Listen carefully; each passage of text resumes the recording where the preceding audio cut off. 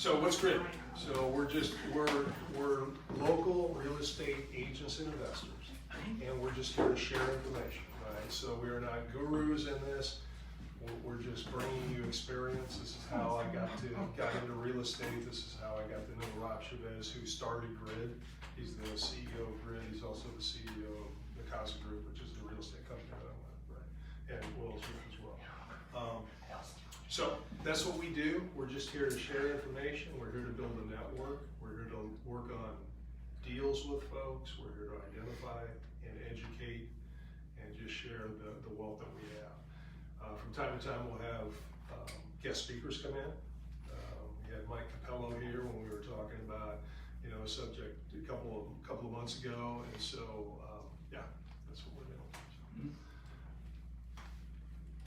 So our mission, like I said, is to connect and learn, collaborate, and really help you build wealth, because real estate is a pretty direct way to build wealth, right? And what does building wealth mean? Building wealth means that you have some asset that's producing money for you, and you're not working that hard at it, or at all, right? So mailbox money is what we call that, right? So that's what we do. There's three aspects of it. There's the GRID chapters, which is what we're doing here. Our real estate group, the Casa Group, is a local team in this area. We've got an office in Knoxville, Tennessee, and then we just switched from Keller Williams to EXP, which is an interesting thing for agents, right?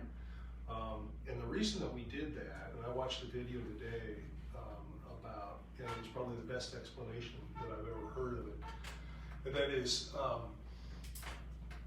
brokerages before were,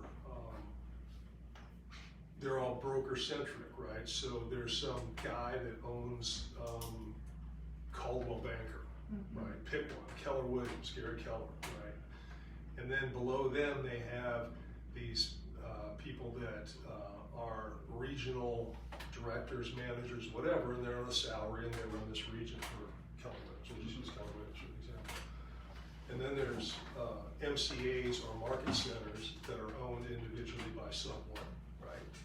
And they have agents that work for them, or that work in the independent agents, like like Will and I, or any other agent that has a license in that brokerage, and they sell houses, for them, and buys and sells, and there's a food chain of money that goes back up the line, and the top people are making all the money, right? And agents are making whatever they're making, right?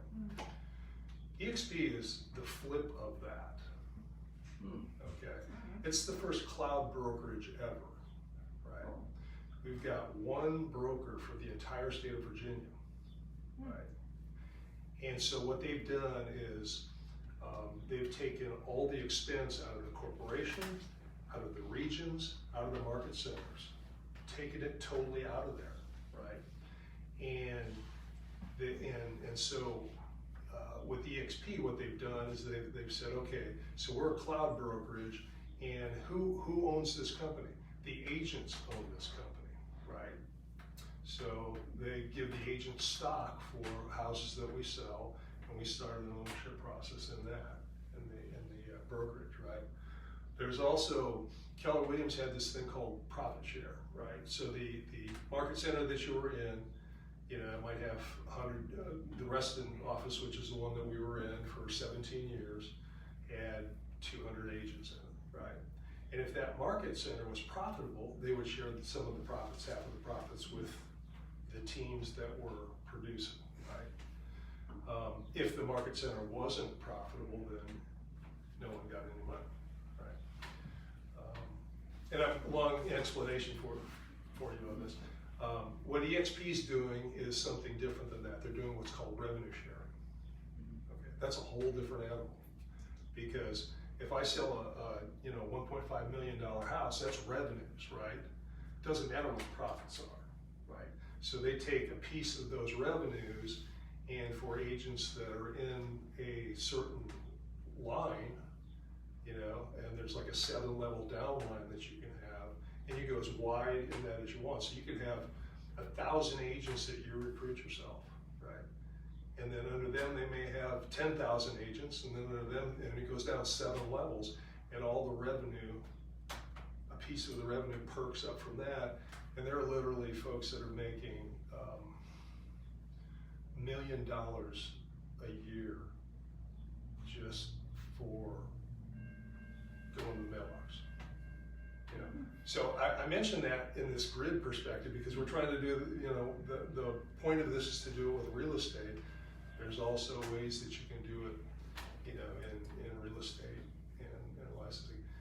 The other reason that I mentioned it too is for wholesalers coming up in July, you have to have a license, right? And this is where it starts, oh yeah, I see that everybody's not ahead, right? So you need to put your license with a brokerage someplace, right? And so that's what the game group is something that Rob Chavez started. And so if you're interested in talking with us about that, you know, you can be in Will and I's group and you can operate independently in the game network, right? Now, some agents, you know, want to join us and want to be on the CASA team. So Will and I are on the CASA team. We'll bring other agents on the CASA team to, you know, do what we do around here locally in Northern Virginia. Other agents that maybe just want to wholesale or want to operate on their own, or maybe there's some team out there that's like, hey, you know, we've been with Long and Foster forever, right? And we don't have any stock. We don't have any retirement. We don't have any of that. So bring that whole team, boom, into the game network, and they can keep operating just like they are, and they're not paying a bunch of fees upstairs any longer, right? So anyway, I wanted to explain that kind of more in detail about that, just because it's important. This is a huge thing. Yeah, and there's I watched. Did you see that video? The video where the guy does the chalk talk on this for 36 minutes. No. Okay, I'll share it with you. And anybody else that wants to see it too.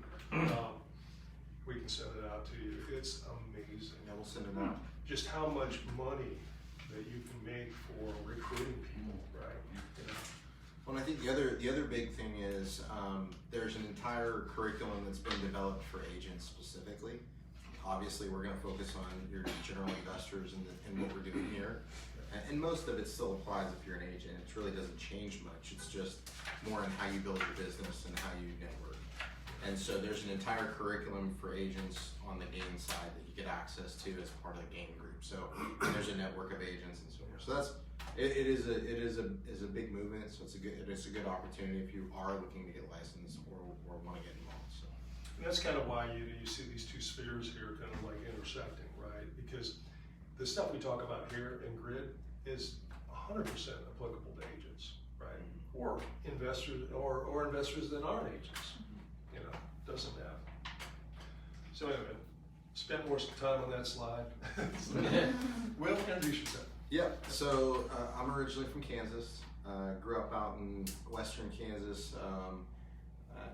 Went in the Marine Corps straight out of high school and traveled overseas and did some fun stuff. And then came back here. I got out of the Marines in 2006 from Quantico. Went straight into defense contracting and other things.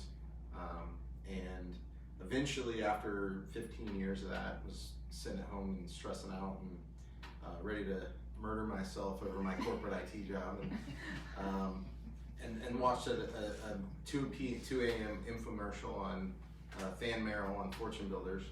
Signed up for his free 3-day weekend that wasn't free, and ended up joining Fortune Builders, invested a fortune. Of course.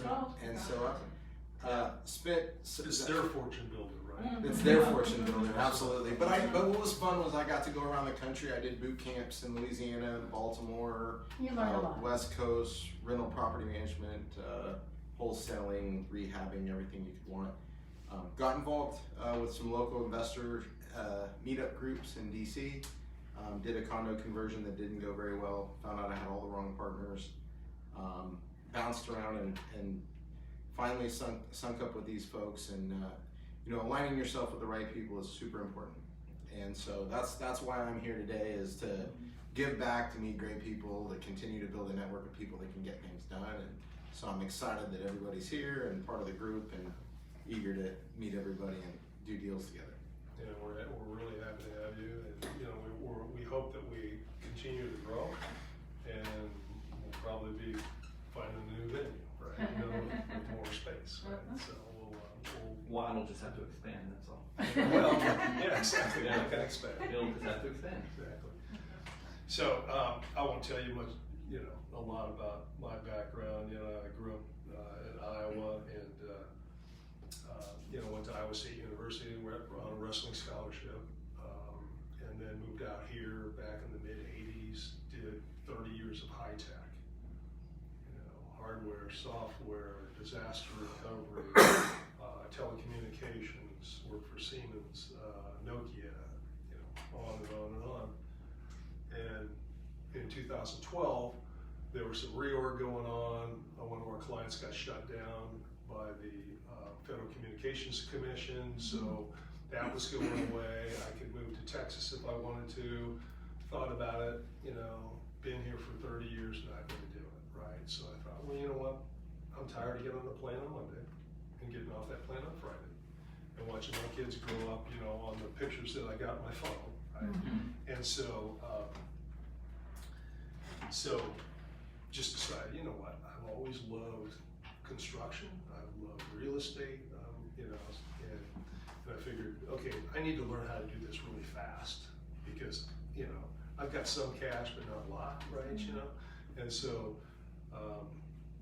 met Rob through a bunch of investor meetup groups. He was the last one I went to, you know, after the, you know, give me $10,000, and, you know, and I'll show you how to do this.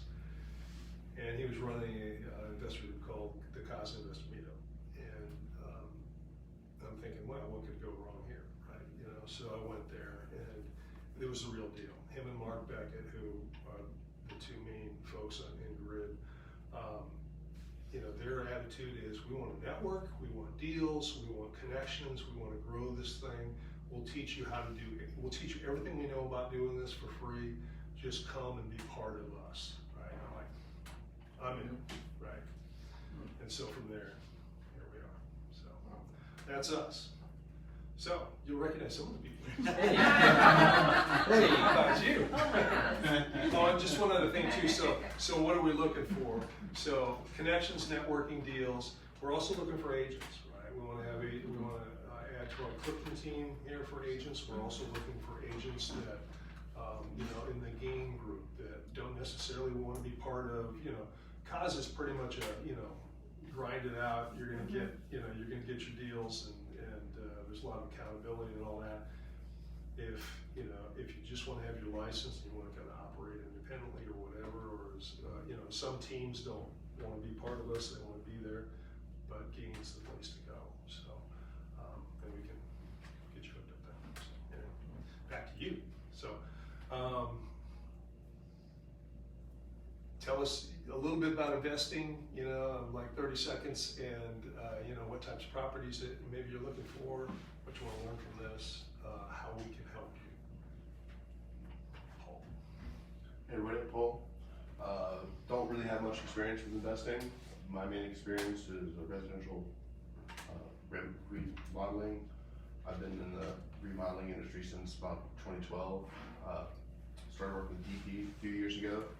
Will, now I'm doing sales. So if you got a residential carpentry question, you need something looked at, I'm definitely going to talk to you. All right, cool. SJ. Hi everyone, I'm SJ. Currently You have to talk louder because I can't hear you. Oh, sorry. I'm SJ. And I'm currently not an investor, but I've been sending Will some properties. And I hope to get involved very, very soon. Property types I'm interested in are the ones that are like absolute junk, trash on the walls, cigarette stains all over the walls, defective drywall, defective flooring.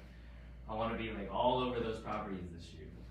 I'm hoping to learn how to calculate a nice ARV from those properties, and what I hope to benefit from the group is just to hear everyone's opinions, thoughts on the process, thoughts on how I can improve the process, and things like that. SJ just got licensed last week, so Awesome. he'll be joining our team soon, so that's really exciting. Yeah, hello everyone. My name is Tim. I'm a budding investor. Right now, I have a condo that I'm trying to possibly convert to a short-term rental, so if anyone's, Yeah. let me know. But introduced to this group by Will and Dave. Dave actually is my realtor, so we still have that, right? But really just looking to learn, all aspects of investing. I'm a master networker, so I brought someone to the meeting, bring a friend. But really, right now, trying to focus on learning the probate process. I do have access to CPAN, so if anyone wants to, hang out through CPAN, let me know. And other than that, what I look to benefit from the group is just helping to grow the group. Obviously, the more people, the more deals. I think everybody wins, right? Did you say probate? Yeah. So the probate process, I have access to CPAN, and I think I've got a great attorney if you need someone in that space. I'm offering probate services. So if they need the houses cleaned out, if they need help with stuff out. See, there you go. Perfect. So that's my lead magnet. Okay. That I will offer probate services. Very cool. Yeah, so we'll Thank you. talk. Yeah, thanks. And you're asking if I want to sell these houses, right? Well- then you're well- gonna call me and tell me you Yes. got something. Yeah, you've been on my mind once or twice. I don't know if you go to Silver Spring, but there's. No. So, but yes, absolutely. Yeah. So that once we get the whole thing going, Yeah. What is CPAN, if I may ask? it's the it's like the public access networks for basically looking up. So if you went down to the courthouse and just looked through their records, they allow you to do that. But this is basically a subscription to do that from home. Oh, okay. And so you have to go. There's a application and Gotcha. pound of flesh. Yeah, yeah. But it takes 24 hours and you get access to it. But what you can do is look up the court records, basically. So, Gotcha. but it's Mark Beckett actually is the one that pointed me that direction. Oh, good. And he was right. You need to know how to look it up the right way. Yeah, I mean, there's a deal to everything, right? There's a system to everything. Yeah, you have to be very good at understanding their search. It's an SQL search Sure. language. Yeah, and Gotcha. Cool. that whole thing. Yeah, great. Tim, in case anybody wants to talk about that one. I'm Rebecca. I'm a friend. Been listening to him talk about investment for a while. I'm actually a school teacher, so I've been doing the 9 to 5 my whole life, Where do you teach? and I'm in Fairfax County. Mhm. So, but I have adult children who aren't launching as well as I would like them to, and so I've been watching Tim do his thing, and there just needs to be more for myself and for the kids, the young adults. They're not kids. So he said, "Come to this thing." There was a movie about that. Matthew McConaughey failure. Yes, failure to launch. Yes, yeah. We're not quite at that level, but So dangerously yeah. close. I believe that was a good Terry Bradshaw scene in that movie, Yeah. if I'm not There mistaken. was. Yeah. Naked room. Yeah, boy, very difficult scene. Yeah. All right. I don't think he had much trouble doing it though. Not with his personality. Yeah. Well, welcome. Yeah, thank you. My name is Helena. I am currently not an investor, but I'm about to go on the contract on 8 units in Texas with Creative Finance. I am hoping to learn everything that I don't know about real estate, and I would like to benefit from the group with just lifetime connections. You're absolutely an investor. You own a home in Barcelona. You're about to buy your first multifamily. You can't tell me you're not an investor. I'm not an investor until you invest, man. Someday. Hello, I'm Annalise. My husband's in the picture there, is actually looking at 2 houses up in Maryland right now. Awesome. And we invested like 20 years ago, sold off our properties, wrong thing to do. So now we're back. And so we actually already just got another sub 2 weeks ago, down in Georgia. And so we're looking at 2 right now, we might wrap them. Awesome. But just looking to get more deals and get going, because we've got 7 boys that we need to The oldest is 21, and like they're interested in getting into this, and so like I was looking into one of them. I'm like, okay, one's gonna be licensed, one's gonna be contractor, one's gonna be doing like you know. Oh, nice. But Do you have any daughters? no. 7 sons. Yeah. Wow. That's amazing. No wonder you're here tonight. Yep. We have some friends that have 7 sons. Wow. There aren't that many of you around. Well, welcome. So I'm Amy Leistert, live here in Clifton, and been trying to get kind of a real estate business started for the last at least a year and a half now. And you know, like a lot of you, have full-time job, 9 to 5, 3 kids, expensive hobbies that I want to be able to fund to not spend as much time with the 9 to 5. Do something I'm really interested in that brings value to the community and all those things. So yeah, looking forward to connecting with all of you because I actually put money in a solo K as well that I can invest into some properties. And it's kind of just sitting there waiting for the right deal. And so so I'd like to do a fix and flip for sure, but also interested in buying a rental property too. So just depending on the situation. Very good. I'm Chris Udoni. We are together, so doing the same thing. And the only difference is I'm in Ohio, she's in Virginia, and we're looking at properties in both states. Yeah. Right now, we did the expensive. Yeah, we paid for that training. We paid for all Haven't- the expensive training that hasn't paid off so Yeah. far. So we've been through the process, and hopefully this leads to bigger and better things outside of that training. I mean, training's still good, and we still got it ongoing. Yeah. We're not gonna, poo-poo it. I mean, right now we're still involved in it. But it's more about connections. But it's I think it's more about making the connections. Yeah. That's what we discovered too. Yeah. It's all about Yep. the people that you know, and It's amazing how much money you can spend by going and doing this learning and training, but the bottom line is the connections are the ones that really help you out. Yeah. And learning too. Yeah, I don't know if you read the book What Not Who, but it's I've heard that, you though. should read it. It changes your thinking on. Gee, I don't have to do this all myself. I need to just find a way. Who do I find to do this for me? Yeah. And allows you then to focus on the things that you're really good at and farm out the other stuff. That was what, not who? And it's who not what. Who, not who. Who not how? Who not how. Yeah, it's who not how. Thank you. I'm listening to it right now. I'm listening to it. Yeah, it's a lot of book credits. Get that thing signed. Yeah. It's some Audible going. Yeah, I'm listening to it right. It's a really good book. That's how I do my work. It's a really good listen. I drive back and forth to Ohio. It's a 6-hour drive every other week. So what part of Ohio? Because I drive to New Michigan. Philadelphia, Okay. which is just south of Canton, Ohio. Okay. About 30 miles south. Great area. Toledo's. Yeah, I mean Toledo's way up there. Toledo's 3 hours. Well, that's what I thought. Oh yeah, believe me, I've stopped in Toledo many times. But the real booming area probably is Canton because of Amazon going in there. Okay. Yeah. They got a distribution center that's I think might have already opened up. Yeah. Only thing I can't drive there in an hour. So.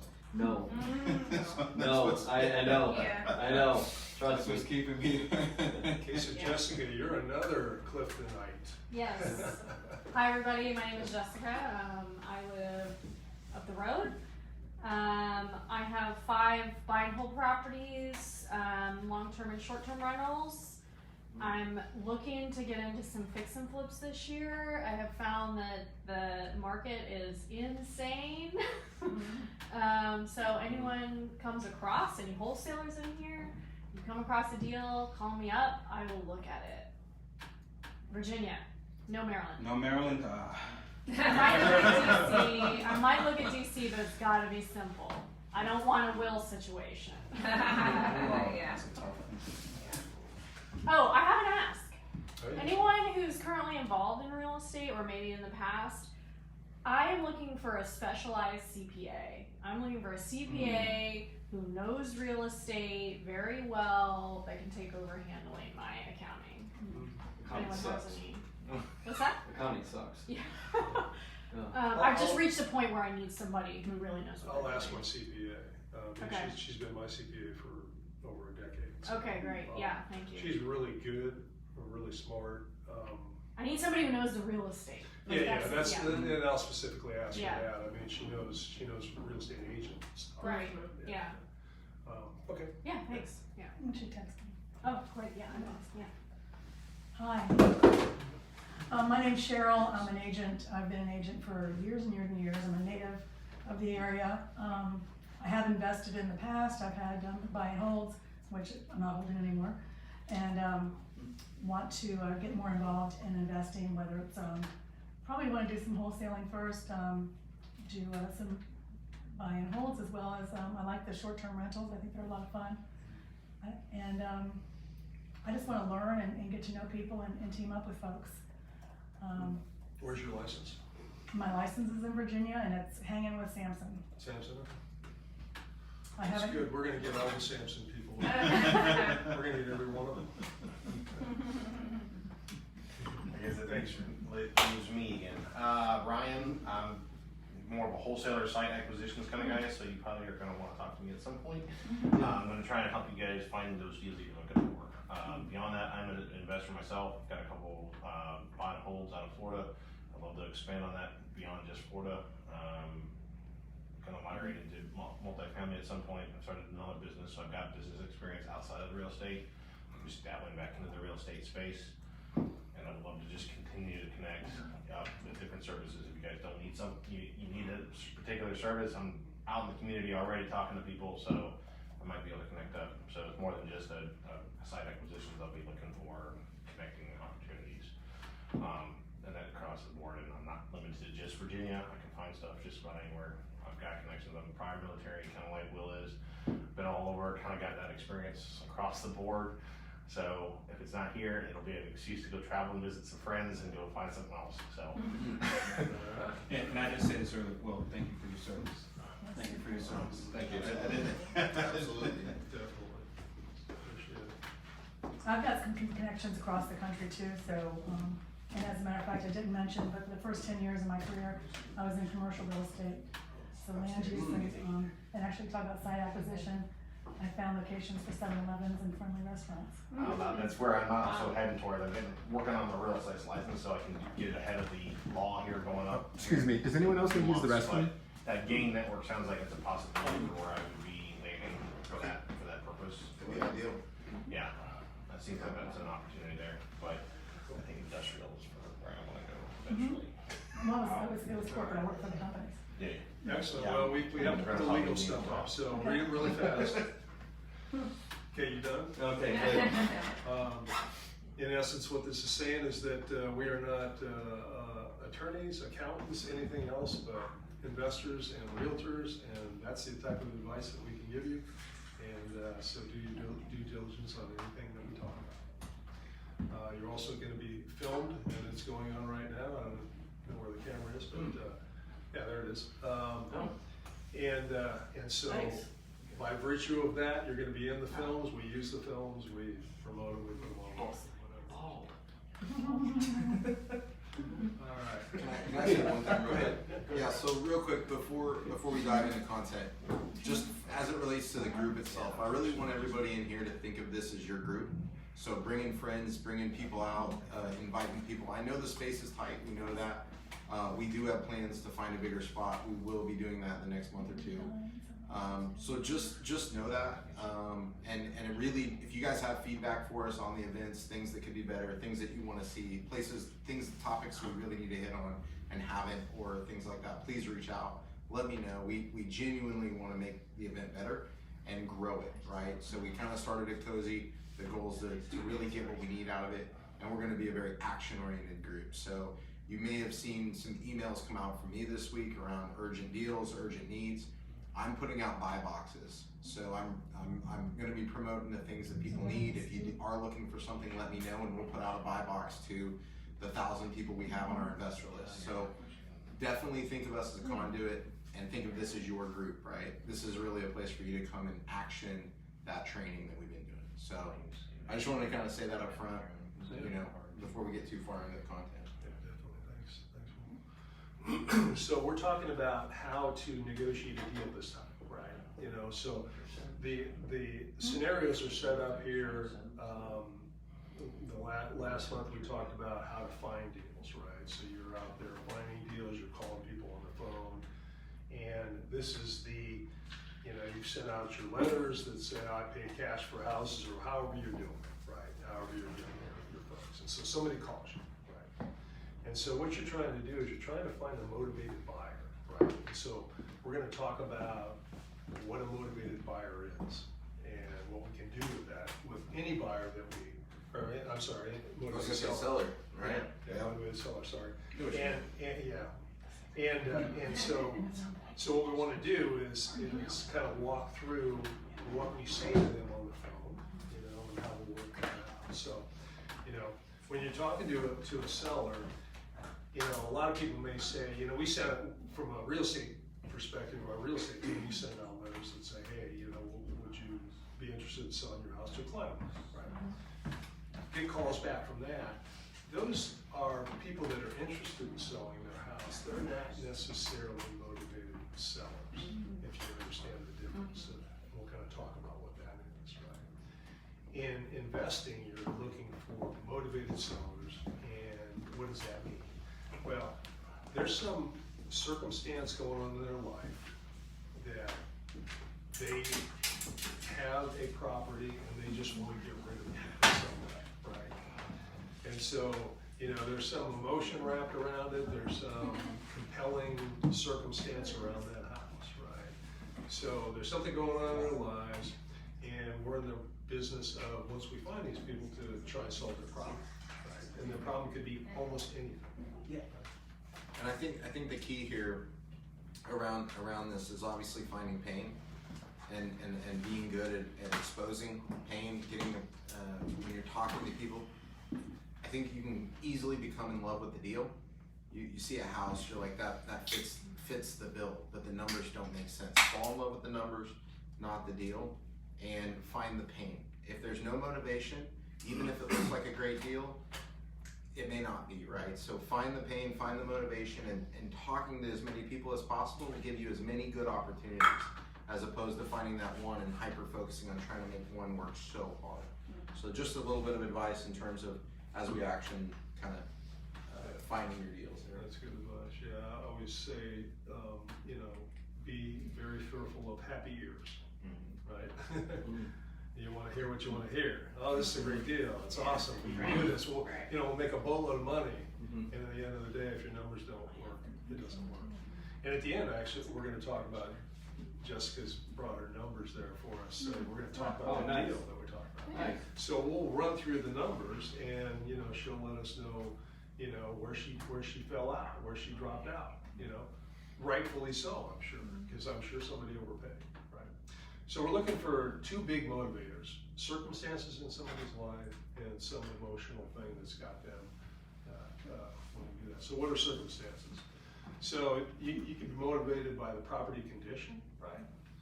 I mean, you know, maybe abandoned property, you know, might need work, you know, they may have had fire, water, whatever. Back when I was doing courthouse step auctions, we'd go to see a house in the morning that was being foreclosed on, and the roof was caved in. You know, it'd been raining in there for 3 months, right? So that's just like, okay, now we know, right? You know, it might be unsellable, so only an investor, you know, in that case, only an investor would really buy that thing, right? Might be because their finances, they just can't afford to do the repairs, right?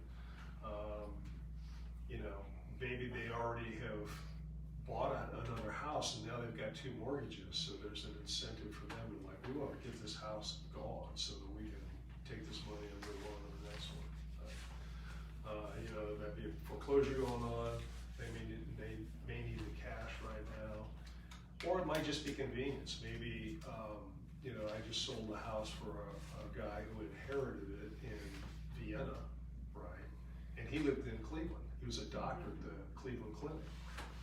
And so he was using us. We get a lot of clients that are out of state, and they'll use us because we manage the whole process, you know. And we walked through it, and we decided, you know, don't do a thing to this house because whoever buys this is going to tear it down anyway. Right. Don't waste your money. And he's like, I'm in. Let's go do it.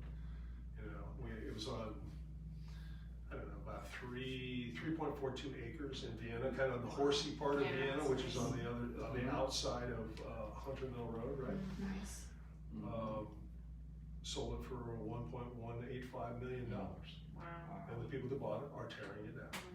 Absolutely. You know, so, anyway, so that, you know, those are the motivated buyers or sellers rather than we're looking for, so. Emotion might be, you know, maybe they've fallen out of love with this house, you know, it could be because of condition again. Maybe they're just embarrassed, you know, maybe they're hoarders and the thing is just full. You know, I've had a couple of clients where it was a hoarder house. When you walked in, there were like little pads and stuff was stacked to the ceiling the entire way in there. You know, I might have told this story. My son was in high school at that point, and he and a buddy of his filled 3 30-foot dumpsters Wow. from that house. You know, pretty crazy. So they might be embarrassed, you know, want to just get rid of the house. You know, some emotional distress, you know, divorces a lot of times are the case, you know. You know, they just want to get rid of the house and get her or him out of their life, right? You know, and the fastest way to do that is to divide it, you know, sell the asset, divide it up, get out of it. You know, they may be a landlord who, you know, maybe an accidental landlord, and they just don't like it. You know, they get a bad renter, and you know they're tearing the house up, and they just don't want to play, right? So, usually. We actually came across a deal today. SJ sent me a deal in Centerville, and it's coming soon. It'll be on the market Friday. And called the agent, the listing agent, and just to get a little bit more details, it mentioned it was a probate. And so the agent said that, well, the situation is that somebody passed, and the family had a renter in there, but after the certain person passed in the family, they were already at their wits' end, emotionally distressed, done with the property. Once they passed, they're like, we're done. We don't want to renovate it. Just get rid of it. And I thought, you know, really wish I'd have called these guys before that agent did, because now they're leaving a lot of money on the table by putting it on the market. And you know, frankly, you know, somebody's going to overpay for that renovation. Hopefully not. Hopefully it's SJ and I, and we get it. But the reality is, it's probably going to go way over ARV.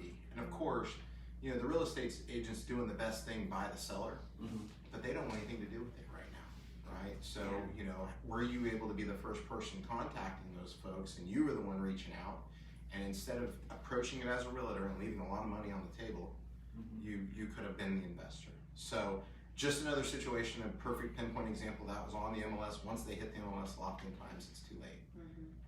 So, yeah, and some folks will just want cash. They're just like, write me a check, right? You know, and they don't want anything to do with it. They don't even want to put it on the market. So they're motivated by wanting to get rid of this house, or they've fallen out of love with the house. Right? So the phone rings, now what? So somebody calls you, they're like, hey, saw your flyer. You buy houses for cash, right? You know, so you know the first thing is, you know, take a breath, be calm, you know, be friendly, be authoritative.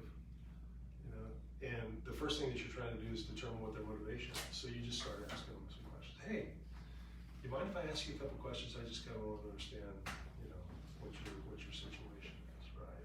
You know, first of all, how'd you hear of us? Well, I saw your flyer, or somebody referred you, or whatever. That's always important first information, because you want to know, you know, I saw your sign, you know, something, right? It's always best to understand where they're coming from. My brother referred you. Oh, really? Do I know your brother? You know, you just kind of like get to the bottom of that, because that helps you then to know what's effective for you, right? You know, is your house on the market now? You know, because some folks may call you and, you know, they're a little bit annoyed with their current realtor. You know, that happens a lot. Matt on our team was going to talk with one today that was getting fired by somebody else. And he'll rock that. You know, so is the house on the market? You know, if it is, you know, you have any offers on the house? You know, and they may.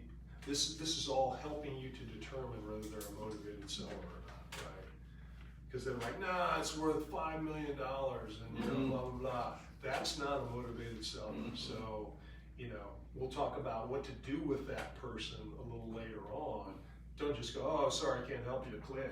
You know, you might as well try to monetize this in some way if you've got somebody that wants to sell their house, figure out how to make it work, so.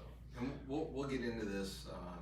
We're gonna have a session here in a couple weeks on wholesaling bird dogging, right? And I'll talk about it a little bit later. But I think, anybody watch Columbo? Anybody know that show? Anybody remember what Columbo was? So I've been. Yeah, So it's on, I used to watch it on TV. I did too. I did too. Me too. Me too. Most, sometimes I'm just like, who? Yeah. it's on Amazon Prime for those who don't know. There were some in here that weren't born at that time. Season 1 was Sorry. 1968. The same principles apply, and I absolutely love watching Columbo and putting it in a real estate context or putting it into a person-to-person because he's absolutely masterful at playing dumb. And so if you're, one situation you get your phone rung, but if you're going to call somebody else, same thing applies. You don't have to feel bad because maybe they're going to be upset about it. You're walking in there to do a job, right? And in a murder investigation, he doesn't have to worry about what they're going to think, but he still comes in and disarms the person first. Hey, I didn't sleep last night, and I'm really tired right now. I got your number, and there's a way for you to disarm the person, apologize profusely, get them, it's okay, go ahead.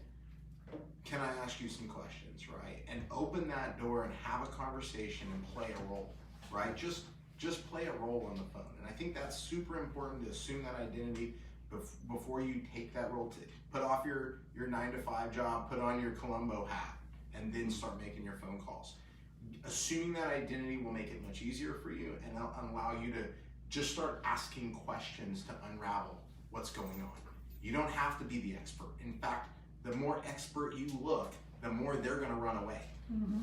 You're gonna be like everybody else that called them, as opposed to just, I don't know what I'm doing here. Maybe you can help me understand some things. And a good question to ask, which I got from Columbo when I used to, so I started out as a canvasser. So for anybody who ever saw me knocking on their door, I'm sorry. But it was called the doorknob, so it's the sales guy starts, so it's like they tell you, no, we're not interested. You're about to handle one more question. You remember you used to do that before? Yeah. Before he would turn around and then he would walk away, grab the doorknob, and he'd say one more question. Yeah. And that was famous. Well, just one other thing. Just one other thing. Yeah. Would you take an offer for X, Y, and Z? That's when you couldn't get the offer out before. Oh, would you take the offer? Yeah, absolutely. Okay, so I can't stop, right? So on the, do you know what Columbo is? So does everybody know who the Doors are? The band? Yeah. Oh, for sure. Yeah. I hope so. Not everyone does. Okay.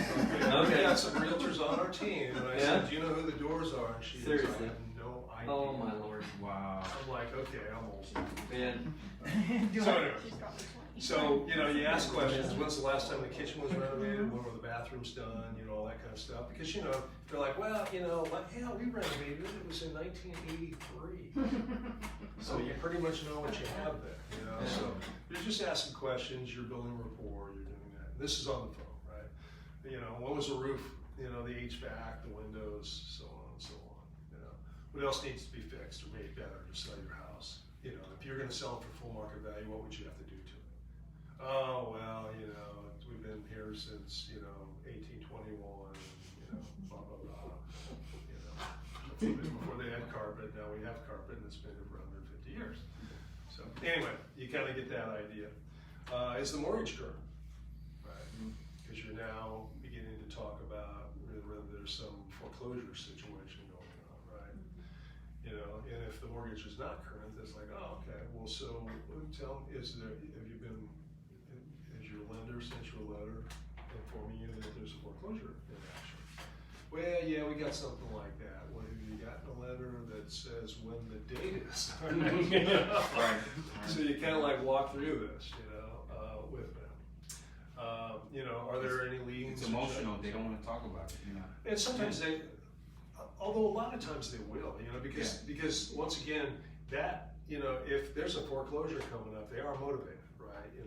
They may be motivated, and that's opportunity for us, right? Any liens or judgments to be paid on the house? Yeah, yes or no?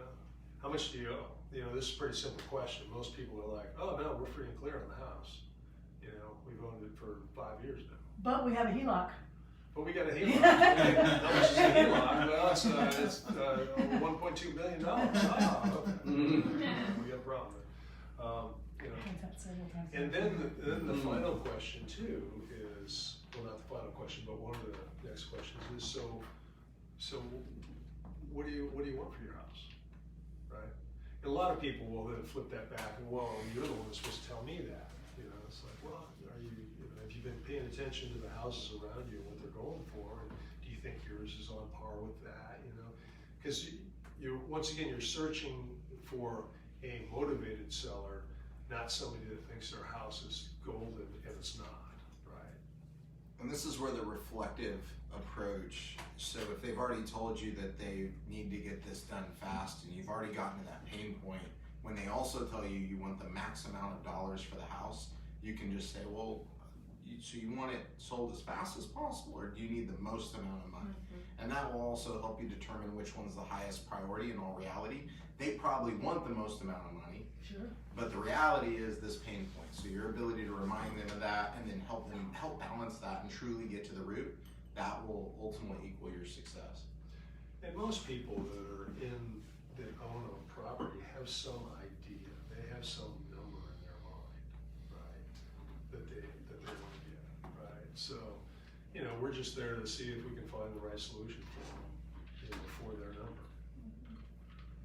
I have a deal. I don't know when I'm supposed to let people know about the deal, but you know, should I do it at the end of this? Or? Yeah, we'll do it. Yeah, absolutely. If you guys have deals at the end, we will go through. I saw it. So once you gather your data there, you know, you can do one of two things. You either say, hey, listen, let me run some numbers and call you back, okay? Or, you know, if you're at your computer there and, you know, you can run comps right there, you know, you might be able to go, okay, well, seems to me like, you know, if you use RPR or some of these other, you know, systems that are out there, they'll give you kind of a value, right? Based on the description that they're giving you, you can kind of guess what, you know, the repair cost would be, you know, you can do it that way. So, but, you know, definitely make the offer, you know, and so, you know, the standard way to do it is the way investors do it, and that is the ARV, the after repair value, whatever that might be. So let's say it's 500 grand. You know, you do like 0.7, you know, which is 350 less renovations, right?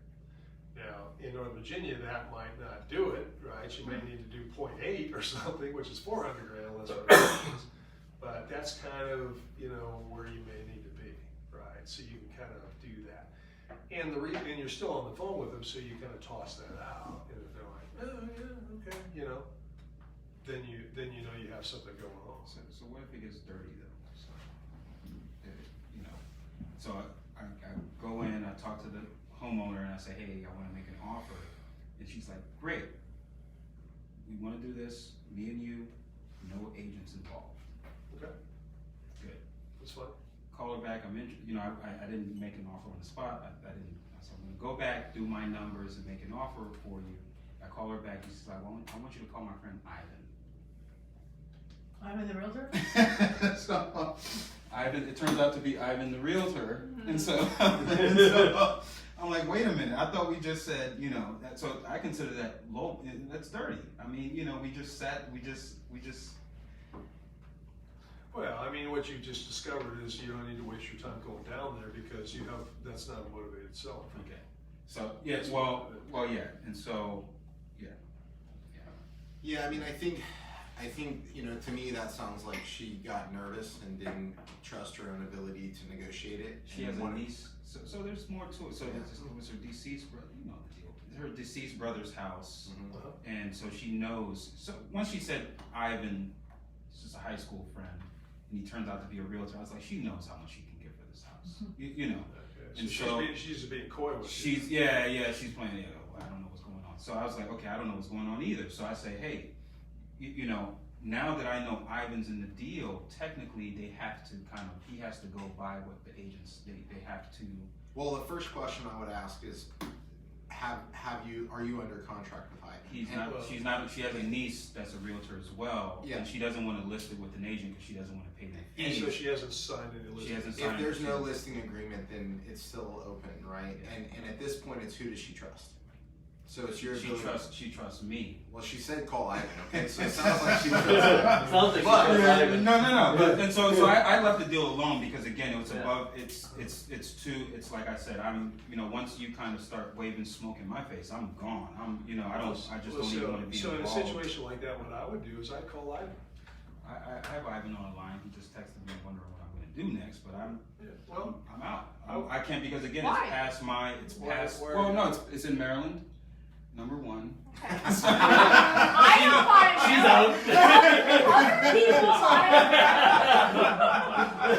Other people do. Oh no, once I found out there was an agent involved, it kind of broke my trust. No, don't. And so from there, it's like, I don't know what else is coming down the line. Well, And so- so I you know about it, and so. So do you mind if I alter your thinking a little bit, or try to? Sure, absolutely. Yeah, please. so for me, it never hurts to have the conversation, because if, the question to her is, have you signed a listing agreement with Ivan? Right. Yeah. Right. No, I haven't, I don't wanna use an agent. Okay, cool, I'll talk with Ivan. So you talk with Ivan, and you're like, Ivan, what's going on here, And he's either gonna be open with you or not, and it's either going to incentivize you to like stay in the situation, or Yeah. nah, this seems really too weird to me, and I'm getting played and bye.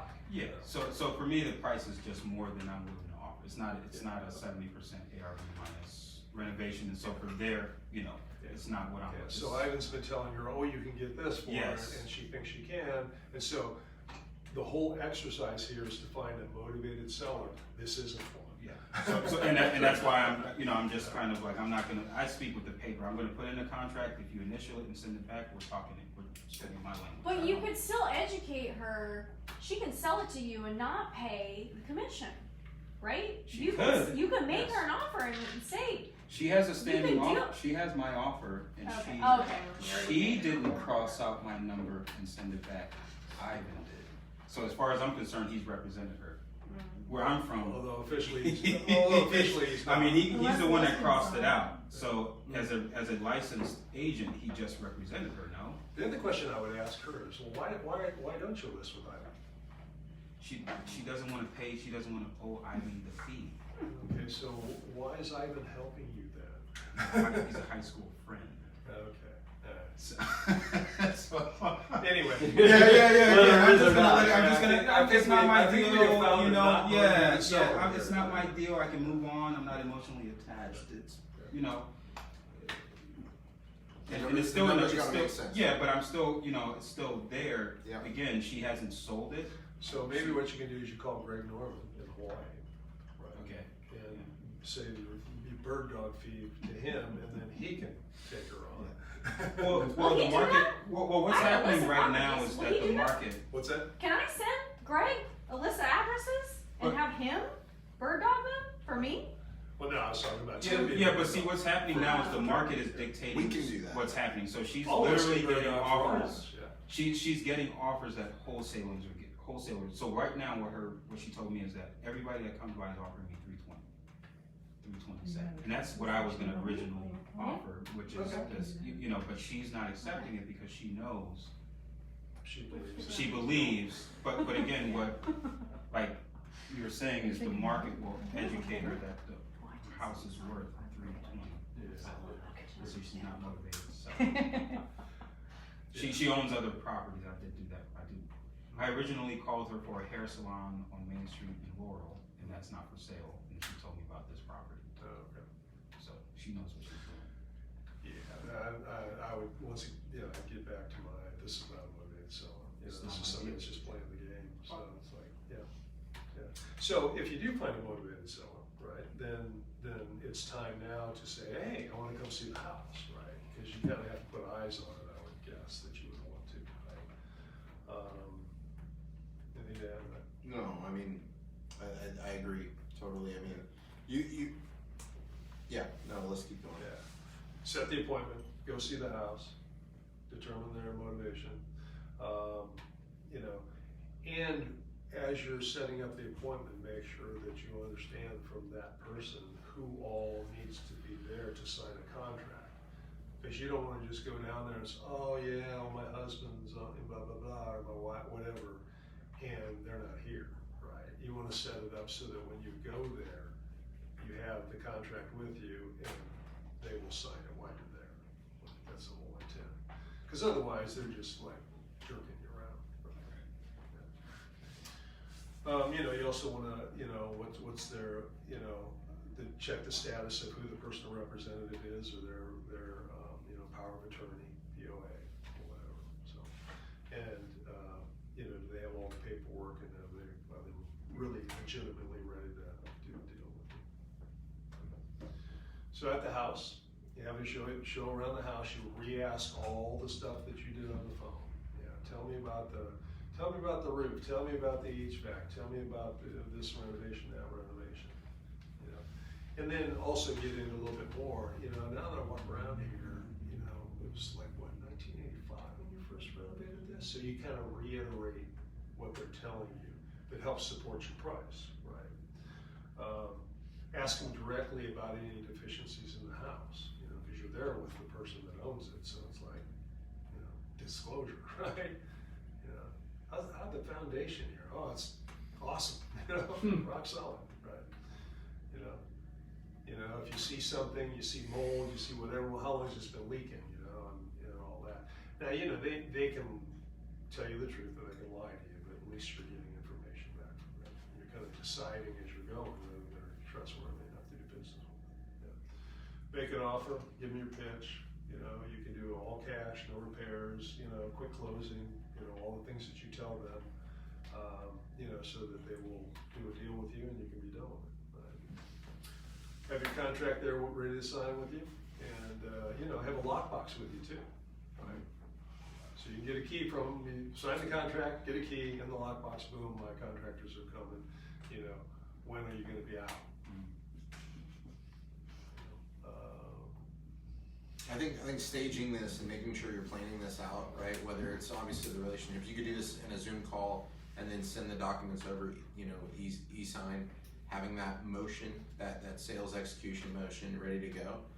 Have that practiced. My team, Andrea and Zola, we've got that loaded up in .loop after a Zoom call, execute, and we just drop it in the box. So it's an execution motion, and I think in this case, it obviously depends on the situation. If you can get them out the house, in person, and do it a one-stop shop, no other people involved outside of the people with authority to make that decision, that's the best place. But obviously you can't always do that, so that you want to get as close to that as you can. Yeah, when you're going under contract too, you know, if you perhaps wholesaling this, then you know what you say is, hey, one of my partners may be at the closing, I'm not either, right? You know, because it is assignable, right? So you may just grab your wholesale fee of 10 grand, 15, whatever it is, right? And someone else is now closing on the contract. This is a funny story. I was doing deals 3 or 4 years ago in Southeast DC, and Lewis Kim, hi Lewis, he needs to get out here and see us. He was a wholesaler out of Arlington. He used to do a ton of stuff, and he's done a lot less. He's focused on commercial now. But he had an older elderly lady in Southeast DC, and he's a heavy set Asian guy. And so the two of us go down to this house, and as we're getting ready to walk in, he stops me and he's, all right, listen, we're related. And I'm like, I said, what? He goes, we're related. And I was like, how? I mean, we look alike, but we're on the same planet. Right? And he's like, what? I already told him that you're my partner on this and X, Y, and Z, and I'm like, okay. And it was all on how he teed up the relationship. And this seller was very cautious about how they were selling it, and they wanted to know who was involved in every party. And so when you are wholesaling, I think how you represent yourself as, hey, I have a team of buyers that are buying this, and it's somebody else that may be at closing. It is important how you represent that to ultimately be able to get it done. If they find out somebody else is involved, that often can torpedo a deal. So think through that as you approach it with it. Yeah, and one of the pieces of knowledge here or wisdom or experience is that, a truly motivated seller is gonna, as you're walking through the house, they're gonna try to be selling you on it, right? Because they wanna sell that house, right? They're not, oh, I don't know about your number, I think I can get more, that kind of thing. So they'll be trying to sell you, And when you can hear them doing that, oh, we just redid the windows, or, we can, they don't want you to leave, right? They want to do a deal with you. And the other thing too is, if you're walking through and the house is, somewhat okay, you're like, well, why do you need help selling this? Just put it on the market. And sometimes that will then ferret out, something that's going on. So. What do we learn today? Tee up the closing, the execution part. Sales process execution. That I think is like the one piece that I'm saying to myself, because I did walk in with a contract, but it was having it ready to where, like you're saying, having it teed up. That's key. Yeah, I mean, part down to when I go to someone with it's all filled out. Yeah.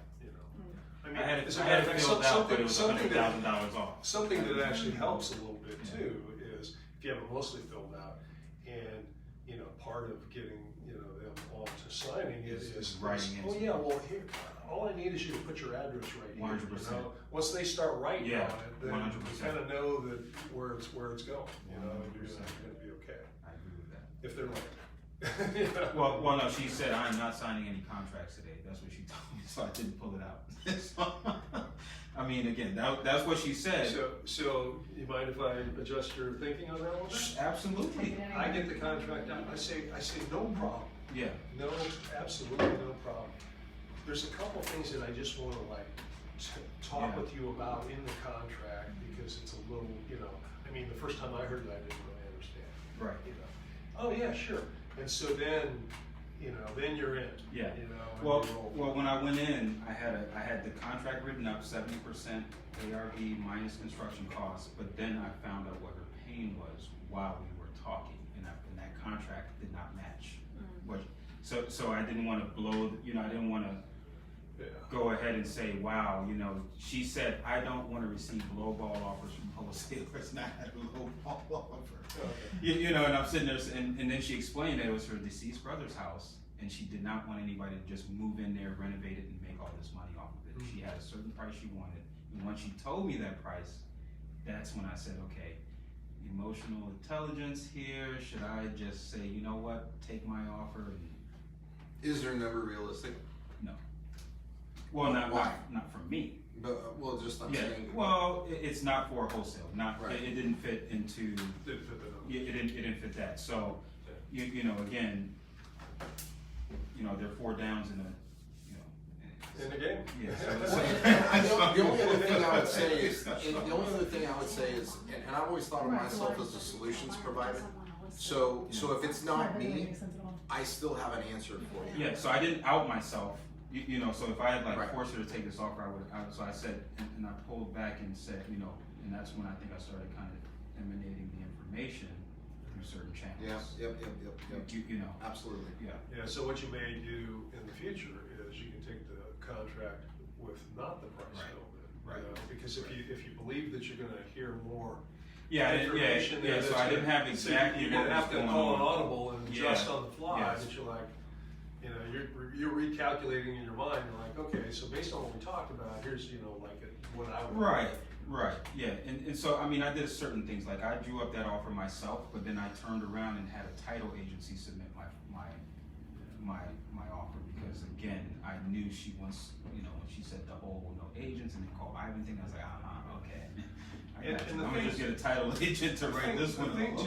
The thing too for everybody here, since wholesalers now have to be licensed, right? So if you run into one of these, and they're just like, my numbers aren't working, but they still want to sell it. Do you mind if I refer you to the best real estate agent that I know? Her niece is a real estate agent. So that threw me off. Her niece is a real estate But agent. her, but her niece might not be the best real estate agent. that you Yeah, know. well, no, well, that's why I was like, why aren't, I didn't ask it, but I was thinking, it's like, why wouldn't you list with your niece? So there were some questions that I had as well, and then, there are a lot of things happening in the market, and I said, let me get a title. I knew the title agent was an attorney. See, I think I might even ask that question. Oh, your niece is a real estate lady, well, why don't you listen with her? Just like let it roll off and let the question hang there for her, and she might answer it. She might go, well, she just started, something. So from what again, it was her deceased brother's house, it may be her brother's daughter. Could be. So there were a lot, there were some things where I was kind of just like, let me just step back and look at this from, and that was my fault, but you live and you learn, and The next time it comes up, you're just like, okay, guess what I'm not doing Yeah, anymore. no, 100%, and it's a deal that just didn't fit what it did at the time, and it may very well be that she just wasn't motivated to be a seller too. I looked her up, she had like 5 other properties. Yeah. This is not. So this is not her first rodeo. Yeah. So. Cool. Got a deal. Anyone interested in DC? Well, let's do 2 things. Let's talk about Jessica's deal. Okay. And then we'll talk about the one that you have. Yeah. Okay, is that fair? Because we always want to have a deal of the month, and yours Absolutely. is it. Yours is it. No. All right, so this house was the one that we teed up last month, and how they represented it was, here's a deal. It's not on the MLS. Norman put out that he wanted $474,900 for it. And he always does his, he does what he thinks his ARVs are and what he thinks that the, maybe the renovation costs are. Are his ever on track? Because the ones I've seen have been really on track before. Haven't been? I think they're close. So I think thought the sometimes Burke he's one not was too close far last off. week. This one was close. Yeah. What did he have it in? Do you have it here? What his ARV was? On this one? No. Okay, I can get it on his website. I only did this when I That's right. I pulled the details out. And you'll notice one smooth thing that he does is he doesn't put a renovation cost. He just tells you what the spread is. Yeah. And he lets you figure out how much that renovation is going to be. And I've noticed that, as we all know, when you look at just below renovated comps, there's a whole lot that goes into that. Your carry costs and everything else. And that's probably the number that I'm referring to, not necessarily the other numbers. Yep. It's that number that I'm referring to. Absolutely. Is there an HOA? Yeah, it's a townhouse. It's a townhouse. 300-400. No, big like $70 probably, or $100. The HOA on this one was. Give me a second.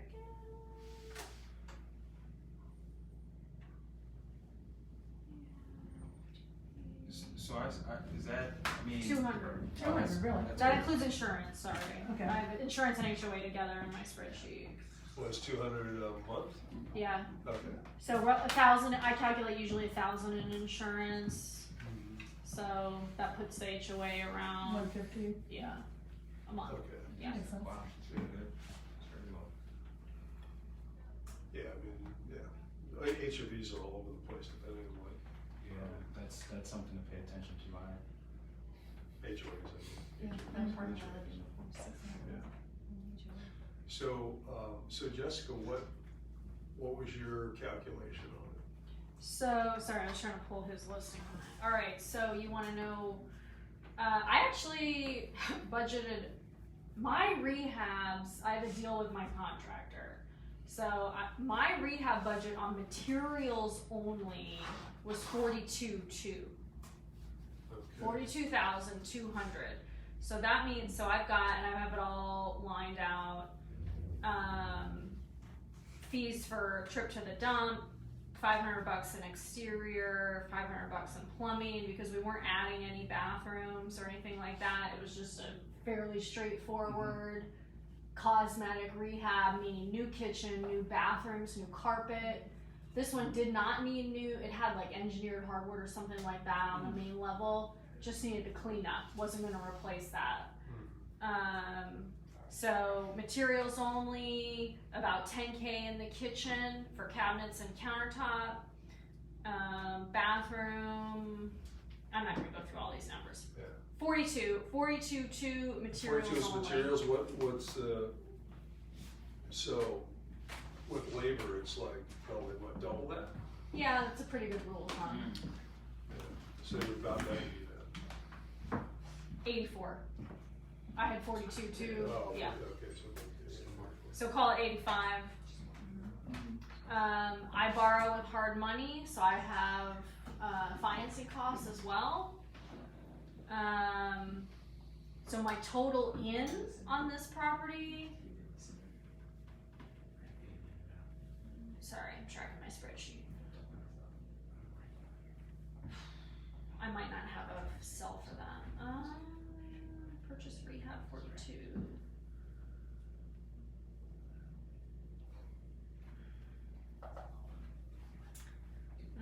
Okay, well, I don't have a cell for what my total.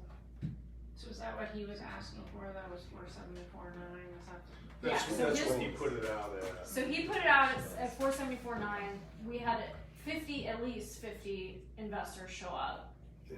I don't know how many offers he received. I emailed him and asked him what the winning bid was, and he wouldn't tell me. He said wait for closing, which was May 9th.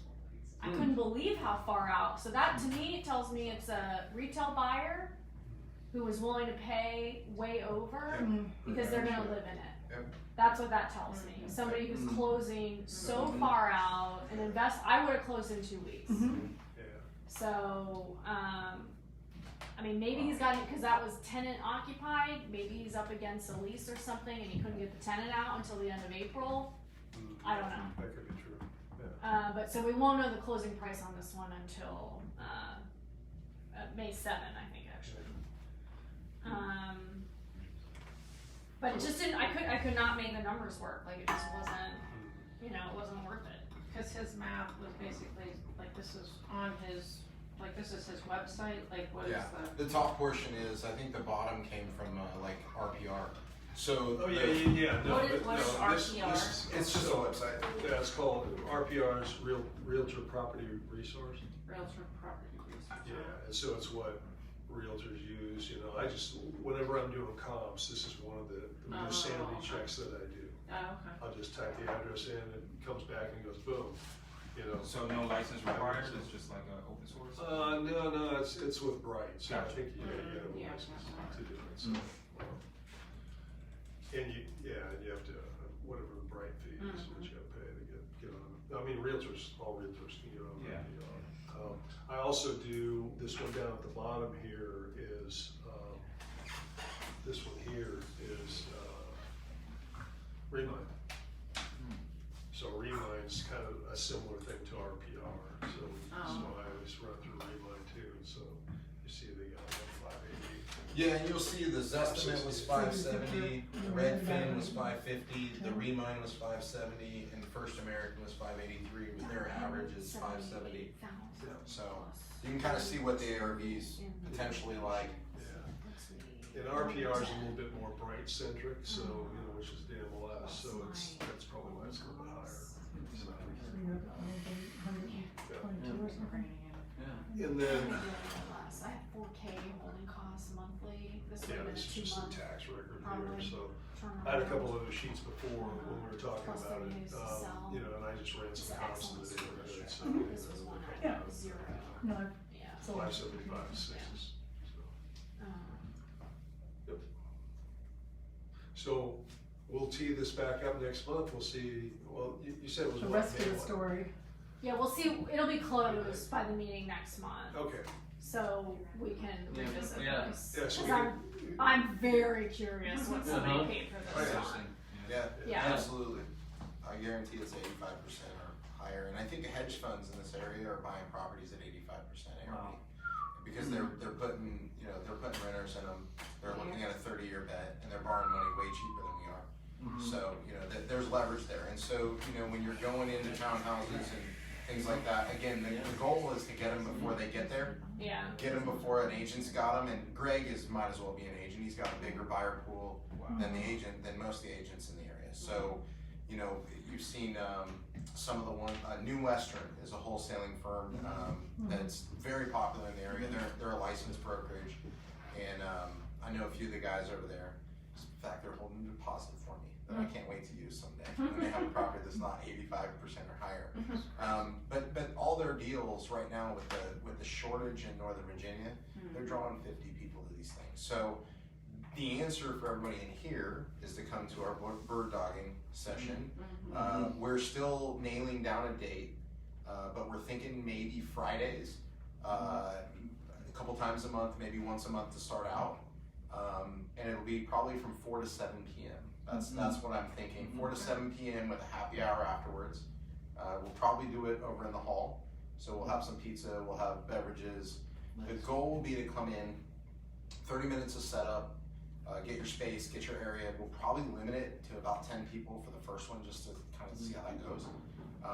And I know, Amy, you already mentioned you're interested. If anybody else is interested, let me know. We will put out a sign up. Tim, you're absolutely coming and helping host. Is this like a working phone call? So this is bring your phones. We'll bring the leads and we'll bring the scripts. So if you want to focus on probate, we'll have a list for probate, and I'll inventory everybody on what they want. We're gonna pull batch leads, skip trace, whatever for the leads. Come in. There's different scripts, and just start calling. And if you get something, need some help, we'll all be there. It's just a chance for us to kind of come in and have some fun. We can record some of the calls if you want to do that, and do some script training, and just do some live calls, get us all into action, and then we'll do a little debrief around 6:30, and then maybe walk over to the pub and have some drinks after. So that's something we want to do. Maybe not this Friday, but next Friday. We're still nailing down dates, so I'll get this out. Anyone else need to use the restroom? Any other restroom takers? Yeah, so that's all. Just let me know if you're interested in that. We're really eager to get that started sooner than later. There you go. Yeah, let's do your deal. Just so you know too, next month, show me the money. Where to find the money? How to become the bank. So I got this in on an email halfway through the afternoon. Kane Place in Northeast Washington, D.C., the Greenwood neighborhood. It's an active daycare business. No drive-bys or walkthroughs. Call the agent to schedule a tour. Listing agreement is in hand. The client prefers to sell off-market, so it's not listed yet.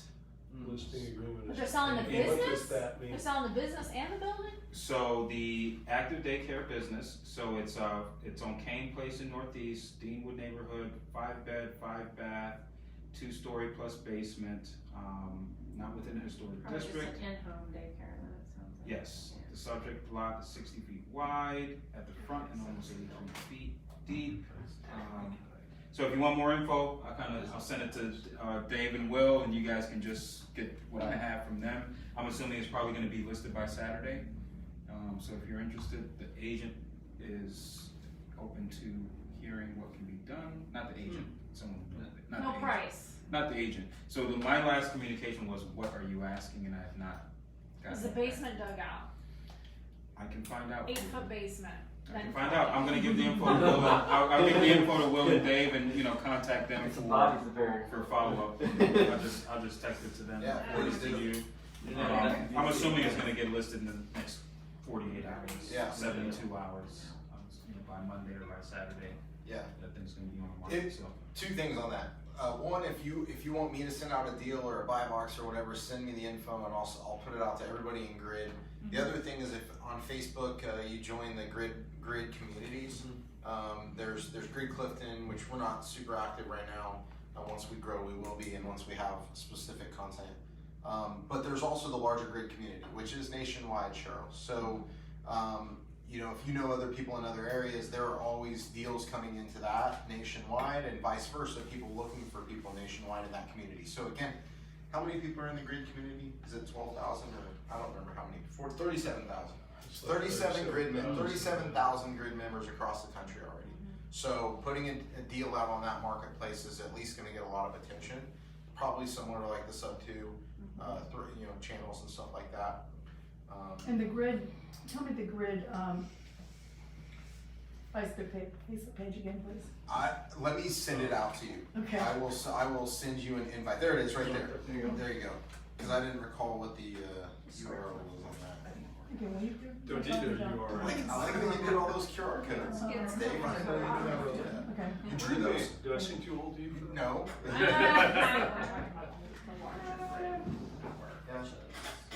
Should be connected to that somehow. Yeah, so join our Facebook group, you can, YouTube channel, and then Greg Clifton. Yep. We'll probably also have some prizes. Tim and I are kicking around some ideas for prizes for the bird dogging training. If anybody actually gets a deal on the bird dogging, we might have a prize. We might Outside of the commission. we might have some deal. challenges. we might have some challenges, and I think a big part of that is to try to get you all in the motion of just getting over it and making phone calls and getting to where you can do 10-20 minutes a day of phone calls. It's almost like going to the gym. If you can make 10 to 15 to 20 minutes or 10 contacts a day off market, your odds are going to greatly go up in terms of finding something. I'm sure you guys have found that with the Subject 2 stuff that you're doing. Are you guys doing the prospecting for those? No, we have a local wholesaler. Okay. But now with our kids coming up, I'm like, maybe you Yeah. should start. Yeah. It's a great way to train folks to interact. I know one thing I really appreciated about Tim joining our group, Tim's got a lot of experience obviously doing canvassing, and he's very focused on marketing. And so, again, it's all how many people you can contact, how many opportunities you can look at. If you pay them, you can write them off. Yes, so that's definitely the plan. All right, well, you're welcome That's to make sure we don't have any wine left when we leave. All right, on that note. Yeah, we got about 15 minutes if you guys want to mingle. There's some left over here, guys. Uh-oh. I'll wait for our. Thank you all. Thank you all for coming. Yeah, thanks for Thank coming. you. How you doing? Nice to meet you too. No, so I think it was Kaza maybe a couple months ago. Yeah, so my family's all from southern Missouri. So I used to go for money walk. Yeah. We used to go to Table Rock, which was My folks have retired Good to see you again. at, See you again. I live near Texas, so they're in Eagle Rock, which is just north of Was Texas. LLC You got white, huh? Yep. Yeah, they're in between Orange and Table Rock. Yeah, kid. Probably 5 I think Big Red like a sailor, but I'm gonna tell you what. How do you do? If you can keep up with her, then you're impressive.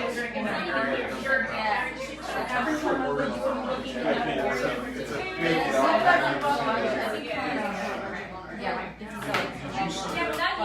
I've been trying to get, Yeah, we'll get you in our. I'm trying to get one, so that's why I've been looking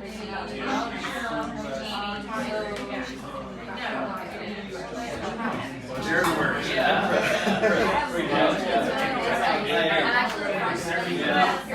I go back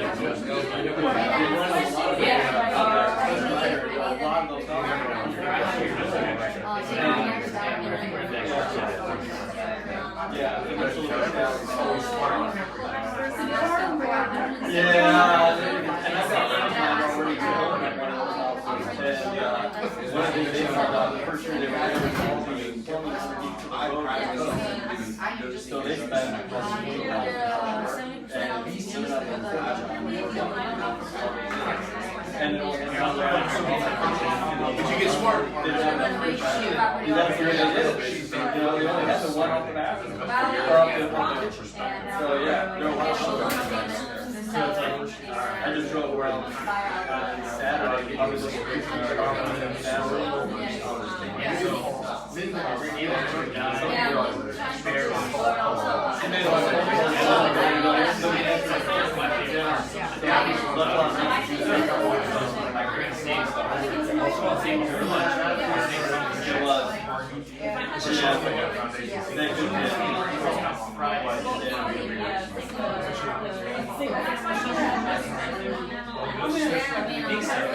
Yeah. I'm just trying to get the meeting over properly. If you don't have some realtors do that.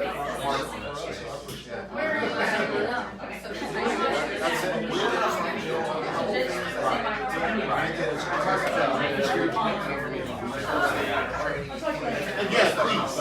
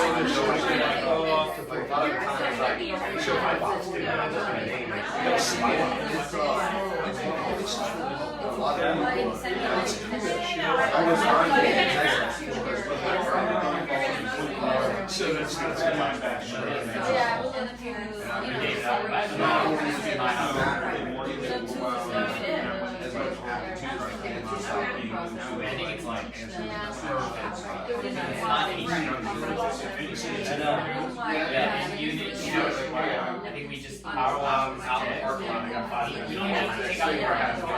Take it on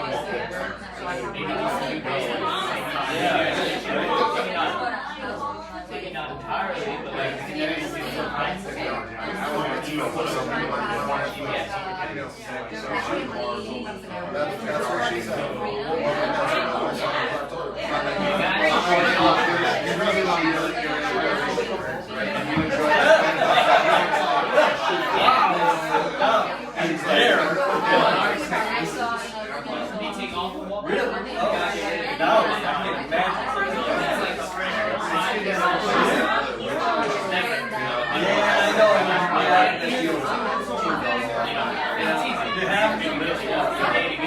I'm more of an office guy.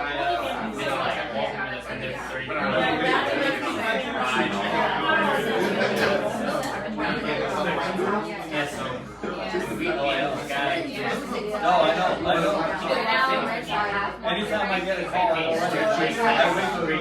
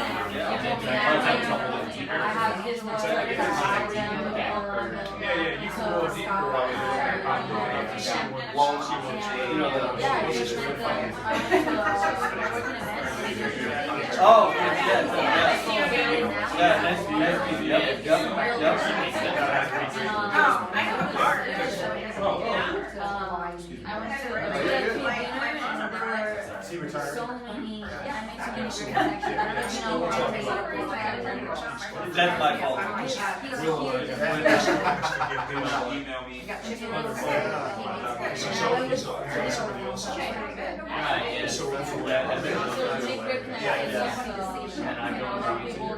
Yeah, And I was gonna say, that's one of those two.